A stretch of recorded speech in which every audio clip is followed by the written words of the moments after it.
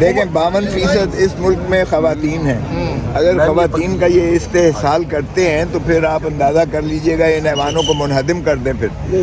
اور پاکستان کی یہ دیکھیں یہ مائیں بہنیں بیٹیاں ہماری جو ہیں یہ ماشاءاللہ یہ ہمارا سرمایہ ہے. اگر ہم انہیں مین اسٹریم لائن میں نہیں لے کر آئیں گے نیشن بلڈنگ کی تو پھر کیسے ملک اٹھے گا, کیسے ترقی کرے گا.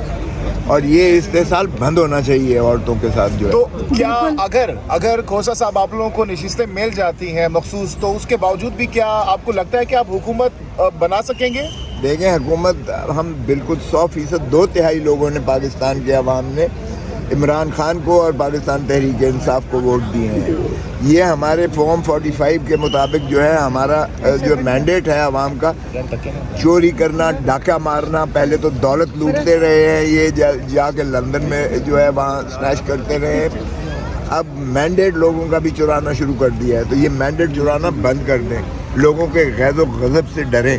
کیا ان کو 8 فروری کا لوگوں کا بڑا واضح دو ٹوک جو ہے وہ فیصلہ نظر نہیں آیا کہ لوگوں نے ان کو مسترد کیا ہے؟ نہ صرف ان چوروں ڈاکوؤں لٹیروں کو مسترد کیا ہے بلکہ ان کے سہولت کاروں کو بھی مسترد کیا ہے. لیکن کھوسا صاحب اگر پنجاب میں وزیر اعلیٰ پنجاب بن چکی ہیں مریم صاحبہ, وفاق میں تو پاسبل ہی نہیں ہے. پاکستان کی تاریخ رہی ہے جو پنجاب میں حکومت بناتا ہے وفاق میں انہی کی حکومت ہوتی ہے. پنجاب میں اگر چوری سے مینڈیٹ, چرائے ہوئے مینڈیٹ پہ فراڈ کی بنیاد پر اگر کوئی حکومت میں آتا ہے, اس کی نہ اخلاقی کوئی جواز ہے, نہ قانونی اور آئینی جواز ہے, اور اس پر عمارت کیا مرکز میں بھی بن سکتی ہے. تو پھر تو غلام ہو گئے نا یہ 25 کروڑ عوام. اوپر آ گیا چچا صاحب اور نیچے بھتیجی بیٹھ گئی ہے. اور پاپائے روم جو مفرور سے سزا یافتہ تھے وہ لندن سے جس طرح تاج پوشی کے لیے آئے, تو پھر لندن پلان تو خان صاحب کا ثابت ہو گیا. خان تو یہی کہہ رہا ہے کہ یہ لندن پلان کتابیں سب کچھ کیا جا رہا ہے اور ہو رہا ہے اس ملک پر. غلامی کا توق جو ہے وہ لوگوں نے 8 فروری کو توڑ کے پھینک دیا ہے.